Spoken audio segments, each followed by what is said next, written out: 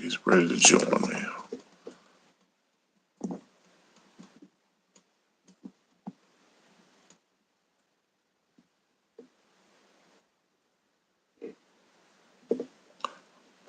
How about now? Can he see me? Can you hear me now? Chris, can you see me? Can you hear me right now? What about right now? Hey, it worked. I used my phone. I usually use my laptop for Let my me podcast, but let me turn yeah, my headset off. yeah, I can Sure. see you and hear you good. Okay, can you hear me, Ray?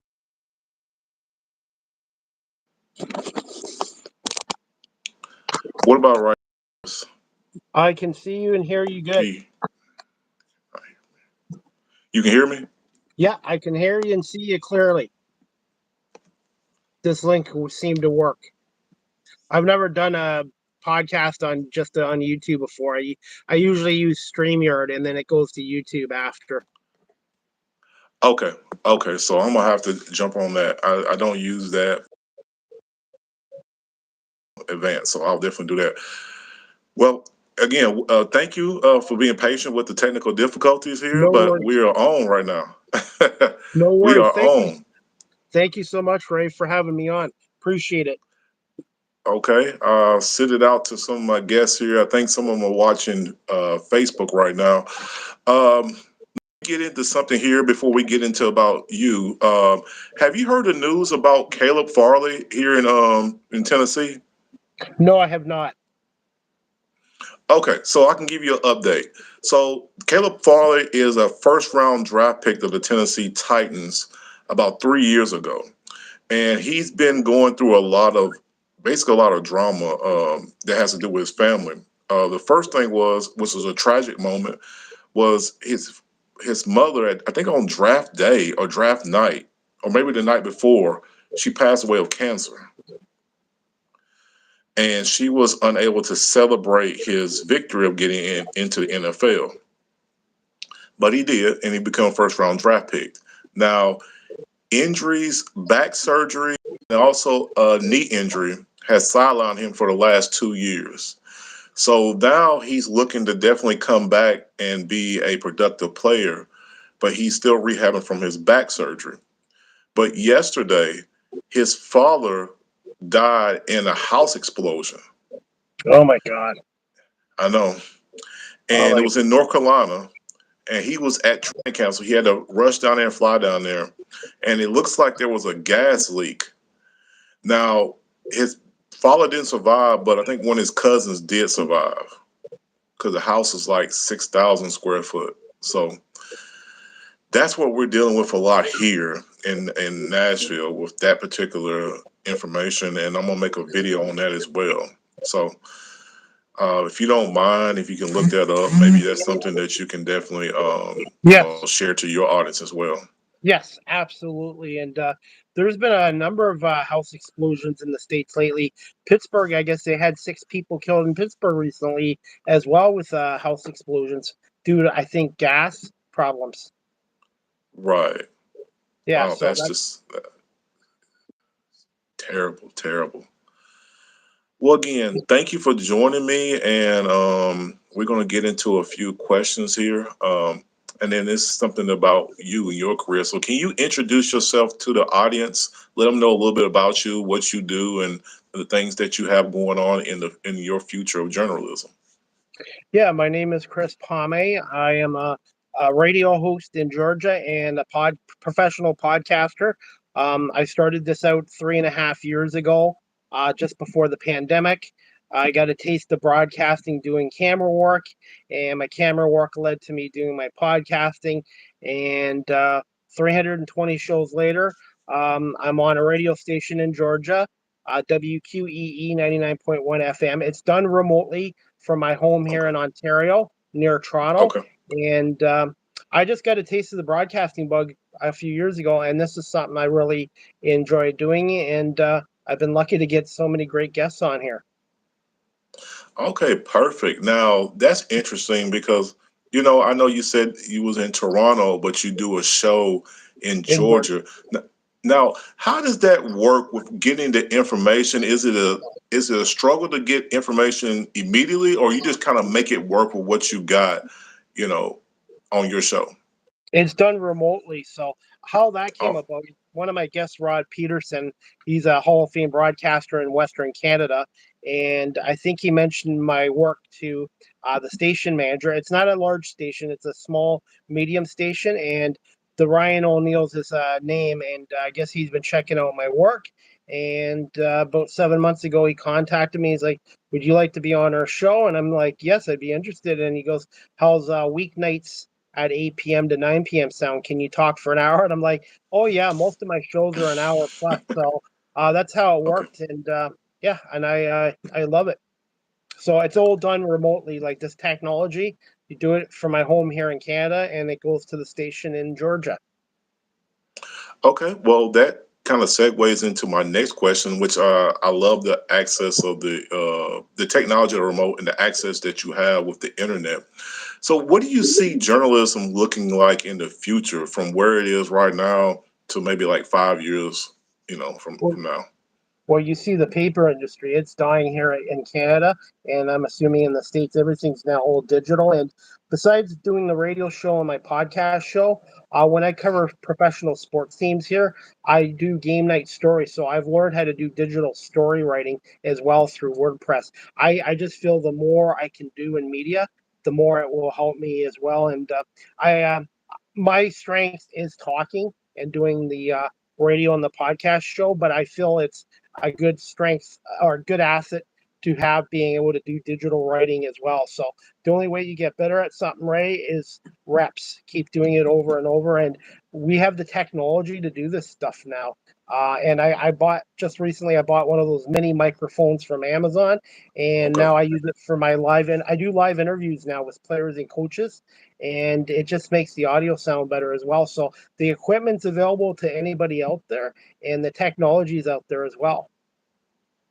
Okay. Well, you inspired me on the interviews and things like that you're actually doing. So, just to give you a little insight. So, I was actually just kind of scrolling through the internet, trying to find different things I can do because, I always wanted to do my own radio station. But, sports radio is kind of it's probably met its max. But it looks like a lot of things going over to just channels and things of that sort, online, remote things like you're doing. So, I was just scrolling through it and I actually saw one of your interviews and you was interviewing a basketball player. And I think you had your phone like this and you kind of introduced yourself and then it switched over to him and he started to do his dialogue answering, I guess, some of the questions you was asking. So that was something that was very intriguing to me and motivated me to actually go out and start a channel and kind of use my own way of doing the channel. So I kind of have my own technique like you do. So did somebody inspire you to do this, like a specific person, or you just kind of gather things over time to create the channel and the methods that you have in sports media? Yeah, well, first of all, I was in corporate security for 23 plus years, and I I I found it was time for me to leave it. It was time for me for a change of career, but it also helped me in that job. I had to deal with a lot of customers and deal with a lot of investigations. So in a way, my former careers prepared me for this. And by the way, I've had a lot of support. I've had a lot of opportunities from the Buffalo Bisons, the Toronto Blue Jays farm team, the Buffalo Bandits of the National Lacrosse League, and the Canadian Football League, the Toronto Argonauts. So I'm getting hands-on training. And the thing is, um, I've had a lot of success, but I've had a lot of people tell me, "Oh, you're 51, you're too old, or you don't have Hmm. that broadcasting journalism degree." So I'm trying to, and you know what? To be honest, right? I deal with a lot of young people that are college students, and they've been so great with me, supportive. It's actually the schools and some of these other companies that basically are saying, "Ah, you're too old," and that. So I've kind of got like an underdog mentality, and I like to prove people wrong. When somebody says I can't do something, I just like to go out and do it. And when I started my show, right, the first 4 months I wasn't very good, but eventually Hmm. I started getting better. And then I started getting guests. And my show is not just a Canadian podcast or a Canadian radio show. I get guests on from 5 different countries in the world, and my Oh, show is diverse. I find it's 80% sports, but I also do entertainment stuff. Like I interview comedians, actors, news anchors, and I try to make my show diverse as well. I think it's important, and basically, I have a passion for this, and I just like to prove people wrong about me. okay. Well, perfect, perfect. And you just said something here. I'm gonna bring up here. It's gonna be. I think I'm gonna shock you when I say this, but I'm 44 myself. Now I have on-field experience because I was a football player, and then I grew up in a football family. My dad was a football coach for a lot of years here, and he kind of. I've always told myself I was going to get back into sports and the football in some way, and this is the way to get back. Because I told my dad that before he passed that I will definitely do that in some shape or fashion, even though I do have a 9 to 5 job. So this is kind of like my avenue I want to grow for my family. So this is something that I know. I know football backwards and forward.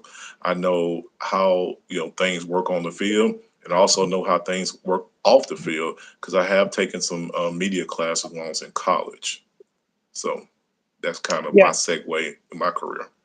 and I'm not Now, against the schooling and stuff like that, right? It's just mhm, at my age in life, and I've been going out doing the work, and I think I've progressed a lot in 3.5 years. But what I love about this media industry is, as you know, Ray, is getting opportunities. Nothing's been handed to me. I've had to go out and get my opportunities and earn it. And the thing is, I still got a lot to learn, but every day you learn something new and try to keep improving and stuff like that. And I've had guests on my show that I never thought I would have on. Dan Schumann from ESPN, the Toronto Blue Jays, and oh, a whole bunch of guests. And you know okay, what? And these guys I thought would have big egos. They've been great with me. And like I said, I just approach people and people skills. There's some things that you can't learn in a classroom, and that's people skills, work ethic, and passion. okay. Well, man, you're inspiring me because I kind of felt like, oh, I shouldn't do this. I should just kind of let the young people do this. But then I said, I got things to bring to the table because a lot of times people don't know what they are really good at. They kind of see something and they kind of talk themselves out of it. So I decided not to do that. So that's me, and that's me in a nutshell. Well, Here's for the surprise. You interviewed a young lady named Chelsea Ray, right? yes, I did. Yes, just about How'd you two meet months her? ago. Just Hmm. reached out to her. I reached out to her on social media, and then we finally got a date and time, and she came on my show. And she sometimes I'd say 90% of the time when you reach out to somebody and you tell them who you are and what you're trying to do, that's how you get guests on. And also too, building my resume with my YouTube channel and all my work. I have a website on beacons.ai. People can check out your work and say, hey, this guy is good. We like his work, and that helps too. But the biggest thing is knowing how to reach out to people. And even if Right, they do reject you, don't take it personally.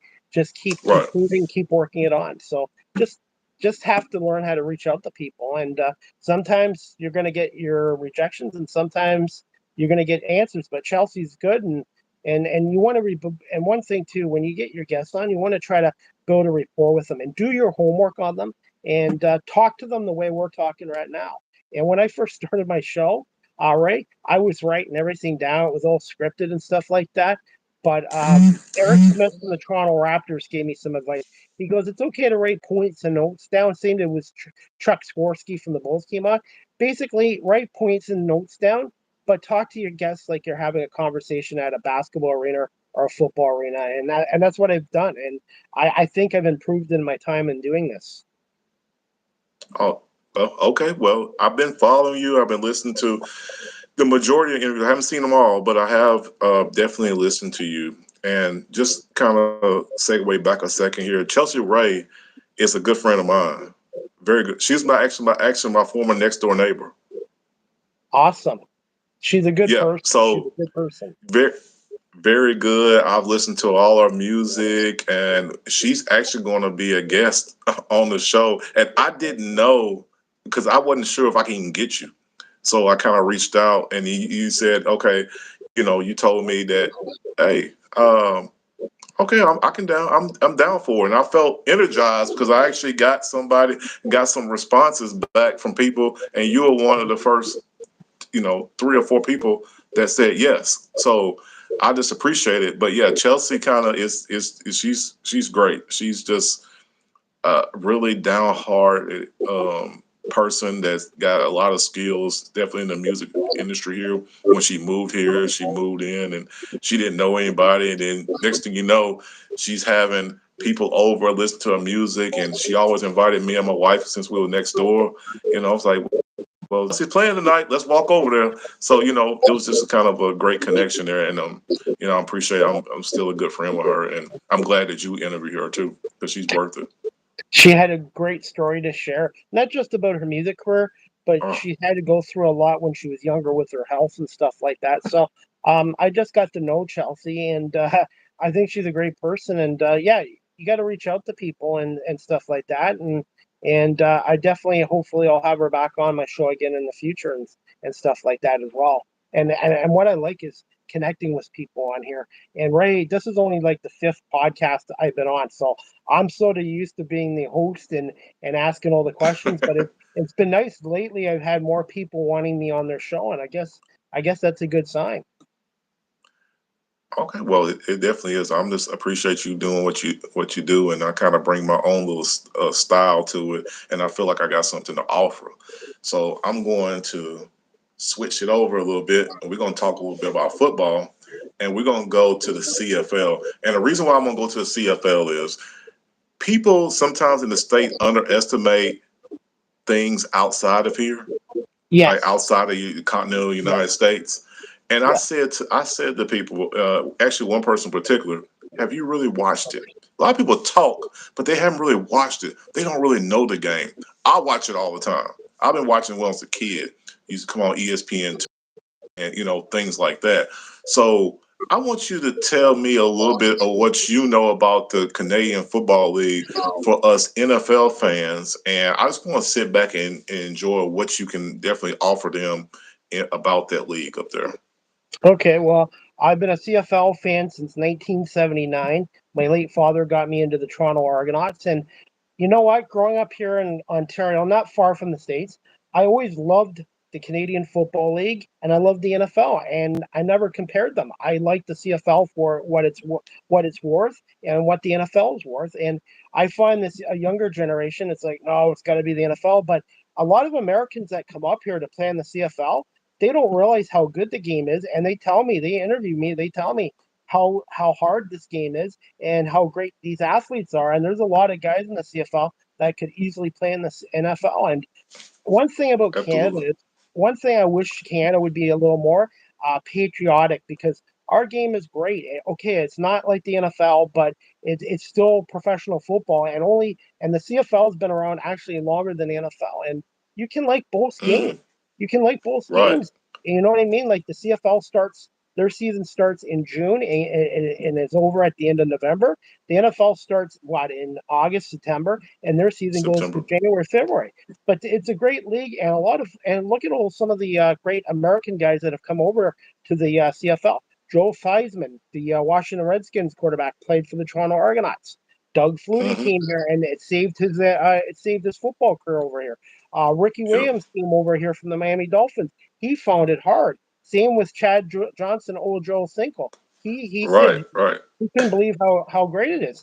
There's been a lot of guys that have come over to the CFL from the NFL, or vice versa, the CFL, the NFL. Look at the Jacksonville Jaguars' latest quarterback, Nathan Rourke. He's from the Toronto area, and he's Right. with the Okay. Jaguars. Okay. And obviously, he's not going to take over the number one with Trevor Lawrence there, obviously, but he's really outplayed CJ Bennett or CJ Beathard. I can't remember his last name, but he's really looked good in training camp with the Jacksonville Jaguars. And I think Doug Peterson, who's a good coach, knows how to do that. So Canadians are getting better at football too. Like obviously, we're known for hockey and hockey and lacrosse and even basketball now. But the Canadian Football League is a great league, and they've been great with me as a media member. They're giving me opportunities to interview coaches and players, and these guys, there's a lot of them up there that could play in the NFL. But like I tell fans, you can like both leagues. Obviously, the CFL doesn't have the money that the NFL does with their TV contract, but we're also a much smaller country than the States. Like the US has what, 380 million people, obviously more Mhm. for money than the CFL, but not the 9 team league. I would like to see a 10th team. And to be honest, the CFL did go to the States back in the 90s, and it didn't work out. But I think if they ever did again in the future, I think it might work better this time. But it's a great game. Each game has different rules. One thing I would say I like over the CFL over the NFL, CFL still has 3 units, obviously offense, defense, special teams. The NFL has basically gotten rid of the punt return. They've gotten rid of the kickoff returns with the touchdown Mm, stuff. And I mhm. think that's one of the most exciting plays in football. I know people don't like the rouge, the extra point for missing a field goal or kicking the ball out of the end zone, but it's a unique rule, and I like it. Okay. Okay. Well, again, I just think that I was glad to have you on there because to kind of clear the air between the two leagues, because the NFL is unique in its way. The Yes, CFL is unique in its way. yeah, And watching it on TV, at it for the skill set of the players and say both of these teams have professional players. You should be just as entertained watching the CFL as you do the NFL, except for you don't have the big Brady type of. Now you had people like Doug Flutie and yeah, things like that before, Warren Moon, players like that, yeah, but it's not the aura of the NFL where the draft is so publicized and they talk yes. football 365. I don't think you do that as much there. But tell me, am I wrong? Like, what's the draft like for the CFL? The CFL draft is usually in May. It is on TSN. TSN is like our version of ESPN. So they do coverage. It has gotten better here, but obviously it's not a big to do as much as the NFL draft or the NHL draft, Major League Baseball draft.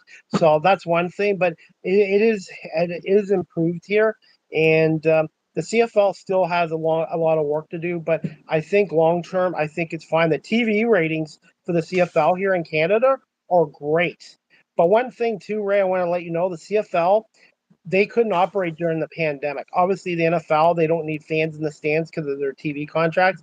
But the pandemic really hurt the CFL for those 2 years because they couldn't have fans in the stands and stuff like that. But one thing, TSN does a great job on the broadcast here, but I would like to see another Canadian network pick it up as well. And also, the NFL now, or sorry, the CFL is on CBS Sports Network. So their games are in the States on CBS Sports Network and also on ESPN, I think 2 or 3. And you know what? There has been a history of the CFL on TV in the States, especially on ESPN, even going back to the 80s. And I know back in '82 when the NFL went on strike, they covered the CFL games here as well. So the NFL and the CFL to me are the two best professional football leagues out there. The USFL and the XFL, I don't know much about, but to me, CFL, NFL, and I love college football in the states, and college football here is good too. And like I said, people can enjoy pro football, 3 or 4 down football. So, and yeah, Hold on one second. yeah, Didn't close my office here, so got family company. no worries, Okay. Well, no worries. no problem at all. Here's the last thing I want to do here, because I usually have a time limit. I definitely want to bring you back for part two, but I want you to kind of plug, you know, like I guess your experience with the online media of sports. Like, who do you connect with? who should people follow besides yourself to kind of get them? If people if a young person's on here, they're looking to try to do the same thing that you're doing, or someone older. Like, can you kind of give some insight on what someone should do, what kind of avenues they should take if they want to start out from scratch from what they're doing, or for what Just you do? just follow people on social media that you like. Like, obviously, I'm a fan of Freddie Coleman on ESPN, who came on my show. Freddie Coleman, Mhm. Christine Lisi, Tom McCarthy, the voice of the Phillies in the NFL on CBS, somebody I like. Rod Black here in Canada, he's a Hall of Fame broadcaster. Just follow the people on social media that you like their work, and reach out to them and just tell them who you are and what you're doing, and 90% of the time you're going to get a good response. And if you can start getting guests on your show, it's Okay. basically a form of a video resume. Like, if you look at my YouTube channel now, I've it's not just quantity, but it's quality of guests as well. And like I said, it took time for me to get bigger name guests on my show. I had to start out and basically had to keep working and working. And one thing too, I give people advice for on here is you're gonna get naysayers or skeptics. You know what? Use that as motivation, because I have a chip on my shoulder from that. It's like Tom Brady. The reason he played 23 years, I'm not comparing myself to Tom Brady, Mm. but Okay. Tom Brady was a sixth round pick, 199th overall, and Brady never forgot all the teams in the NFL that snubbed him and didn't draft him, and he used that as motivation for every game he played. So I'm using any kind of rejection, or, you I know what I love mean? that. I'm not having I a love bad that. attitude on it, but just use that as motivation, and keep working harder and keep improving. Never get complacent in media. Never get complacent, and there's always something new to learn. And I still have a lot more to learn and do, but I feel that I've improved in my 3.5 years, and just got to keep grinding away and stuff like that. Just follow the people on social media that you have respect for and you enjoy their work. That would be my best Oh, advice. And as for the CFL, by the way, the top three teams this year so far are the Toronto Argonauts 7-1, Winnipeg 8-2, and BC 7-3. And then you got Montreal 6-3 and Saskatchewan 5-5. There's 9 teams, and all but 2 teams make the playoffs, and they have a crossover. Whoever has the best record in the West or the East gets in there. But I'm hoping the CFL, by the way, will one day have a 10th team, hopefully in Halifax on the East Coast, to make it a balanced league as well. But CFL, man, is great.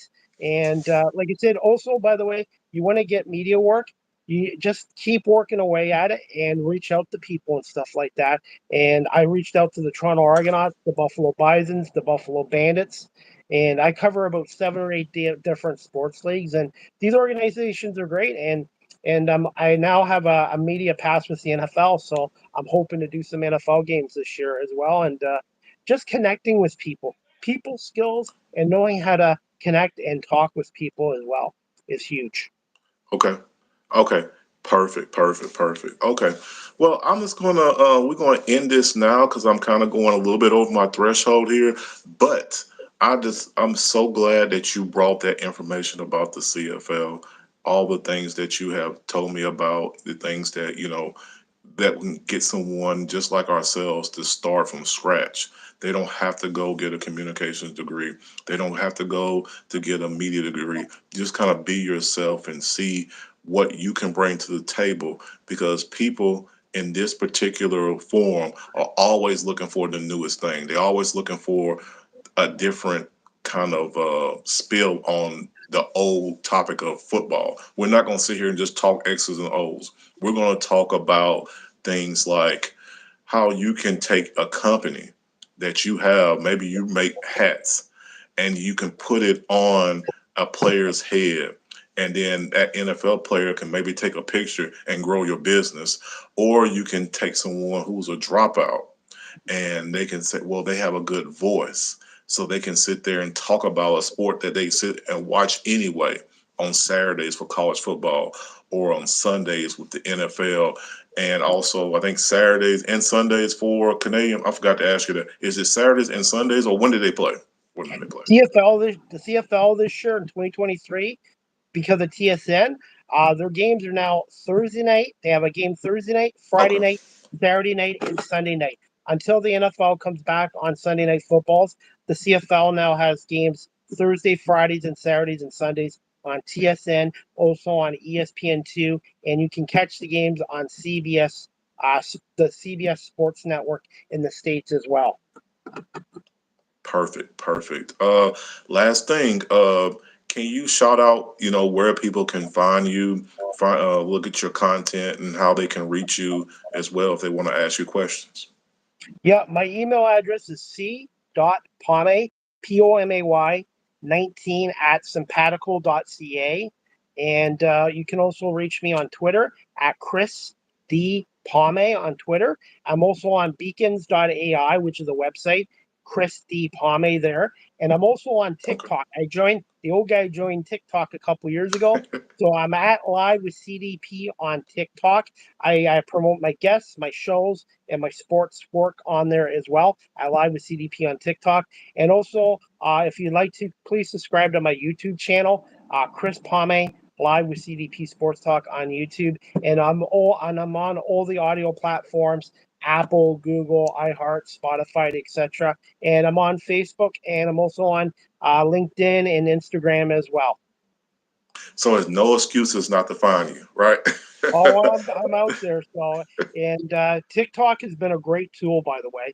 And I was hesitant to join it, but it's been great because I've learned how to shoot my own promos on there and promote my guests and my shows and any sports work I do. I do content creating as well. So I'm a camera operator, content creator, podcast host, radio host, and a digital writer. So I'm trying to be a jack of all trades. Perfect, perfect. Again, thank you so much, Chris, for joining me here, and we'll talk on the back end. And I'm definitely want to bring you in for a part two, and hopefully I'll have a Canadian player, maybe even in one of the the Toronto Argonauts or somebody I want to speak to. 'Cause I definitely want to speak to someone who's actually on the field as well. But again, you giving me so much insight. I just greatly appreciate it, and for all us NFL fans, hey, we got football, across the border. So we definitely need to support them just like they support us. Yep, I'm an Argos fan, Eagles fan, and Michigan Wolverines fan. But one thing, when I'm in the media press box, right? If you're doing media work, you got to be neutral. You can't cheer for anybody. You got to be neutral. So I tell people just dress professionally and don't wear any team's colors and stuff like that. Secretly, you can cheer for your Absolutely. team, but yeah, you just gotta be professional when you're working in the media press box. But it's just a great hands-on experience. Not against the schooling again. I think schooling is great, but you can get into this career without the schooling if you get all these opportunities and take advantage of them and keep improving on it. Perfect. Perfect. Again, thank you so much for coming and joining our show. This is No Huddle Football News. This is Ray. And I want to say again, thank you, Chris. And make sure you follow him on all the social medias because he's everywhere. He's everywhere. There's no excuses. Follow him. Follow Canadian Football League. And definitely, if you want to get into this media and this sports media, the opportunity is there. So again, till I see you all again, thank you so much, Chris. And thank you, audience, for definitely joining us. And we will definitely catch y'all again at another time. Oh, Peace. before you go, Okay. Ray, Okay. uh, Mhm. CFL.ca. You can check out the Canadian Football League site at Okay. CFL.ca and the Toronto Argonauts website, Argonauts.ca, for your audience. But All Ray, right. thank you so much for letting me do this, and we'll definitely keep in touch, buddy. Thank you. Absolutely.